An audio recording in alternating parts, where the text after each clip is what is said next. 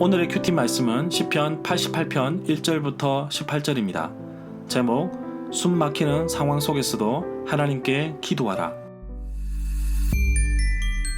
먼저 앞뒤 문맥을 살펴보겠습니다. 시편 88편의 표제는 고라 자손의 찬송시, 곧 에스라인 헤만의 마스길, 인도자를 따라 마할랏 르안롯에 맞춘 노래라고 되어 있습니다. 고라 자손은 역대하 20장 19절에 따르면 성전의 성가대원으로 봉사한 가문입니다. 그러나 성전 성가대 이전에는 성전 문지기였습니다. 성전 출입문을 지키는 가문이었던 것입니다. 솔로몬이 예루살렘에 여호와의 성전을 세울 때에 그들이 회막 앞에서 찬송하는 일을 하였는데 그아스의 자손 중에 헤만이 있었습니다. 이 사람은 찬송하는 사람이었습니다. 요엘의 아들인 헤만은 악기로 섬기는 자였습니다. 다윗이 군대 지휘관들과 더불어서 아삽과 헤만과 여두둔의 자손 가운데서 구별하여 사람들을 세웠습니다. 그리고 수금과 비파와 재금으로 신령한 노래를 하게 하였습니다. 표제의 히브리어 제목에 나와 있는 마할랏 르안롯이라는 뜻의 정확한 의미는 알지 못합니다. 여러 연구가들은 이것이 우울한 가락에 맞추어 라는 뜻으로 이해하기도 합니다. 또는 병의 노래라고도 부릅니다.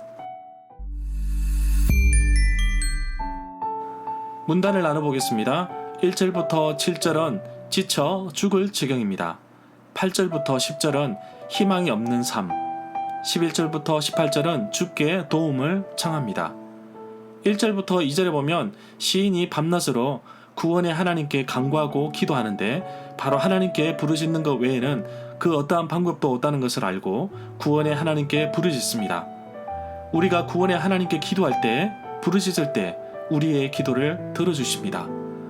예레미야 33장 3절에 보면 너는 내게 부르짖으라 내가 내게 응답하겠고 내가 알지 못하는 크고 엄밀한 일을 내게 보이리라고 약속하고 있습니다. 하나님께 도움을 간절히 요청하고 있습니다. 구원의 하나님께 기도, 간구하고 있는데 자신의 기도가 하나님 앞에 이르기를 소망하고 있습니다. 3절부터 4절에 보면 무릇 내 영혼이 고난에 휩싸이고 내 생명은 스올의 문턱에 다다랐다고 말하고 있습니다. 스올은 죽음을 의미합니다. 시인은 자신에게 닥쳐진 고난, 어려움이 얼마나 큰지 자신의 생명이 죽음의 문에 이르렀다고 고백하고 있습니다. 시인은 계속해서 절망적인 자신의 모습을 표현하고 있습니다. 무덤으로 내려간다는 뜻은 죽으려 한다는 의미로 봅니다.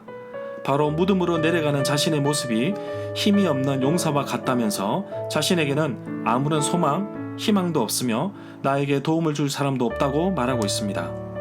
5절부터 6절에 보면 시인은 사람들로부터 죽은 사람처럼 취급을 당하고 있습니다. 더 이상 주의 보호를 받지 못하는 자가 되어버렸습니다. 시인은 계속해서 절망적인 상황을 표현하고 있습니다. 웅덩이와 음침 두 단어는 모두 음부, 무덤을 뜻합니다. 마치 병으로 죽음에 이르게 된 사람이 죽지도 않는데 무덤에 던져버린 사람들처럼 되어버려 너무나 힘들고 괴로워 하나님께 부르짖고 있습니다. 그러나 하나님은 나를 지키셔서 큰 물이 나를 휩쓸거나 깊음이 나를 삼키지 못하게 하십니다. 그리고 웅덩이가 내 위에 덮칠지라도 입구가 닫히지 못하도록 지켜주시고 보호해 주십니다. 8절에 보면 단 하나의 희망과 소망도 없는 가운데 사람들과 관계마저 멀어져 버린 시인의 모습을 잘 표현하고 있습니다. 결국 자신은 덫에 걸려 갇힌 몸이 되어버렸습니다.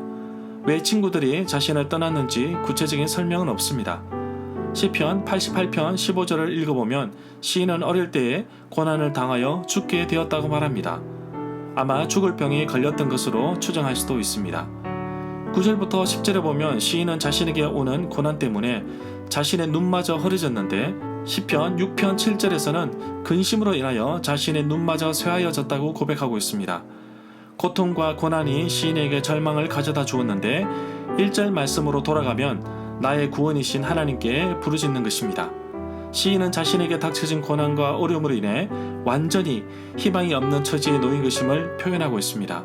마치 죽음의 세계에서 더 이상 아무런 소망이 없는 삶인 것을 고백하고 있습니다. 시인은 이런 모습 속에서 1절에서 말하는 바와 같이 나의 구원이신 하나님께 부르짖습니다. 아무런 소망이 없어도 진정한 소망은 우리 주 하나님께 있습니다. 14절에 보면 시인은 고통을 주시는 분이 하나님이신데 결국 자기 자신은 하나님께 버림받았다고 생각하고 있습니다. 얼굴을 숨긴다는 표현은 하나님의 은혜와 사랑을 받지 못한다는 의미로 받아들일 수 있습니다. 하나님께서 그의 얼굴을 내게로 향한다는 것은 하나님의 은혜에 대한 상징적인 표현으로 볼 수 있습니다. 15절에 보면 시인은 어릴 적에 몸이 약하여 여러 번 죽을 고비를 넘겼을 것으로 봅니다. 주께서 두렵게 하실 때에 당황하였다는 표현은 주님으로부터 오는 형벌이 무서워서 시인은 자신의 기력이 쇠잔해지고 말았다고 고백하고 있습니다. 바로 주께서 내리시는 벌의 중압감이 시인을 힘들게 하였습니다. 절마다 상세한 설명과 구절해석, 그리고 핵심 내용과 중심 줄거리는 네이버 블로그에 올려져 있습니다.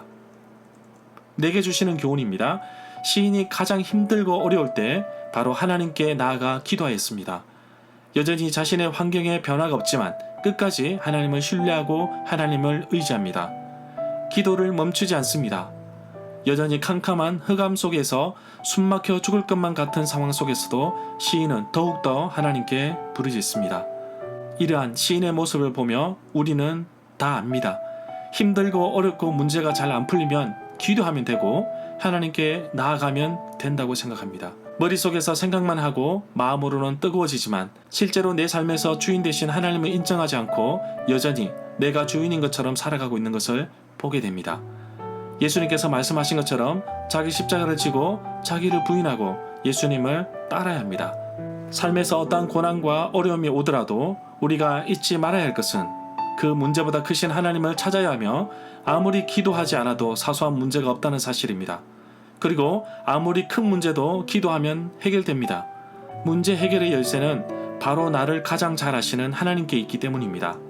오늘도 나의 부르짖음에 응답하시고 귀를 기울이시는 하나님께 나아가는 하루가 되기를 간절히 소망합니다.